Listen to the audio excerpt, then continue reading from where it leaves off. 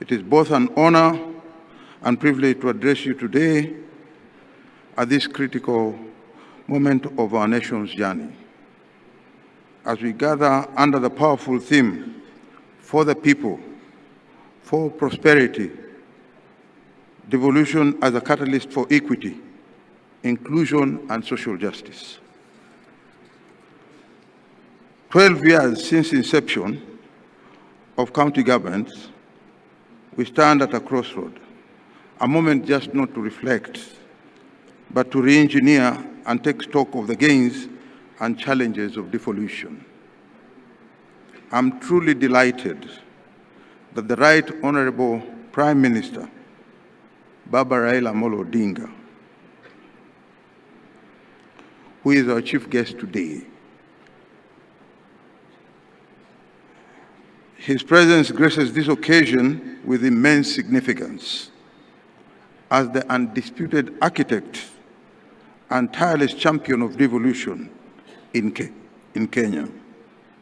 He has stood firm in the face of resistance, pushing boundaries and breaking barriers to give power back to the people.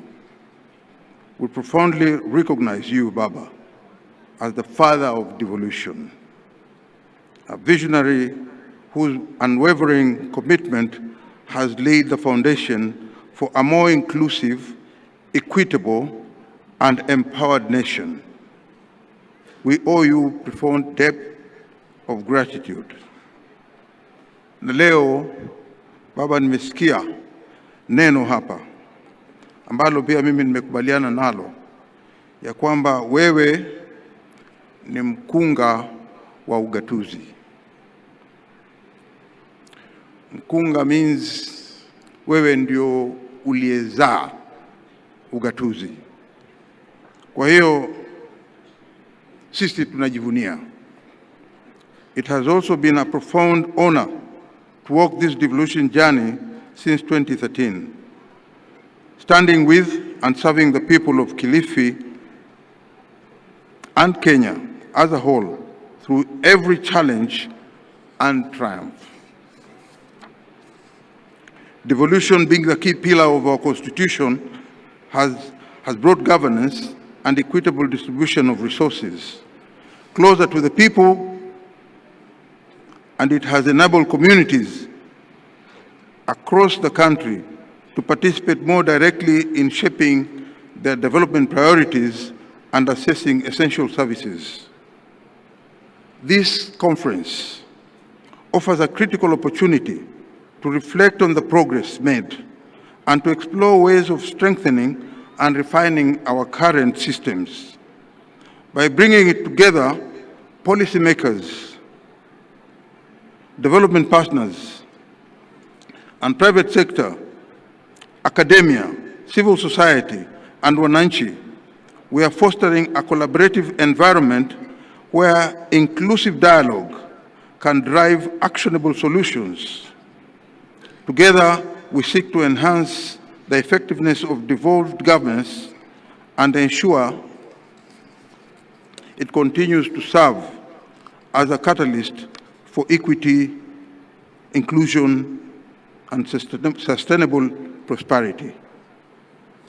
In Kilifi County, we are painfully aware of the social-economic disparities and the historical marginalization that have stifled our potential, from high rates of teenage pregnancies to limited access to healthcare in rural wards.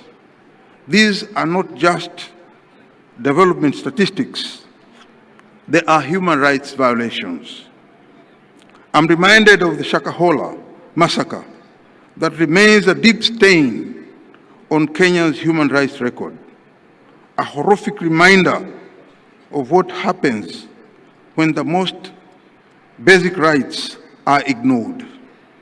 It must not be seen as an isolated incident, but as a warning sign of deeper structural and governance gaps. Both nationally and county governments must act decisively, not just to bring justice to the victims, but to ensure that such tragedy never happens again.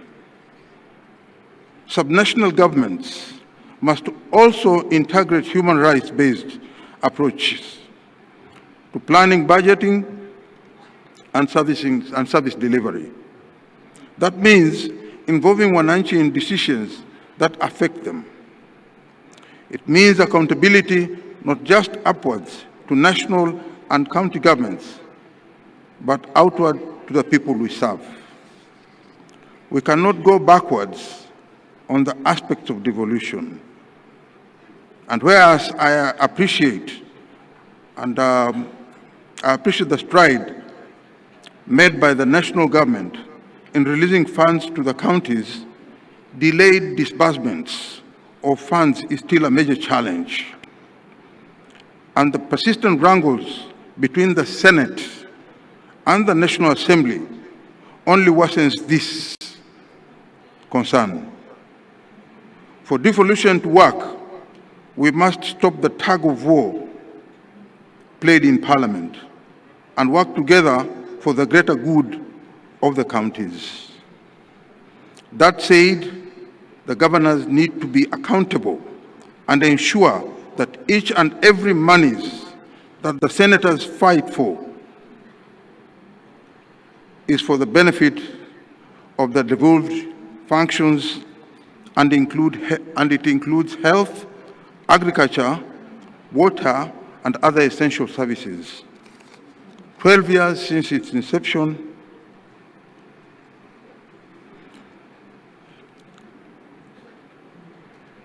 since the inception of the county governments, we stand at a crossroad, a moment not just to reflect, but to re-engineer and take stock of the gains and challenges of devolution. I'm truly delighted that the Right Honorable Prime Minister, Raila Amolo Odinga,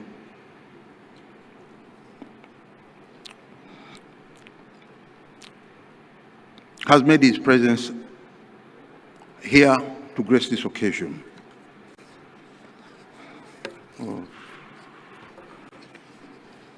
Finally, I would like to conclude, for counties to truly become vehicles of equity and inclusion, they must go beyond the service delivery and embed the principles of justice and dignity into every aspect of governance. This requires a shift of mindset, investments in all systems that listen to and work for all people, and the political will to dismantle structural inequalities from the ground upwards. Baba Raila Amolo Odinga, tunakushukuru sana wewe kwa kuwa mkunga au mwanzilishi wa ugatuzi katika Kenya. Asante sana.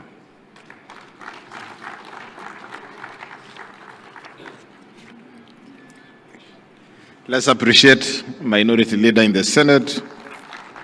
Asante sana. The next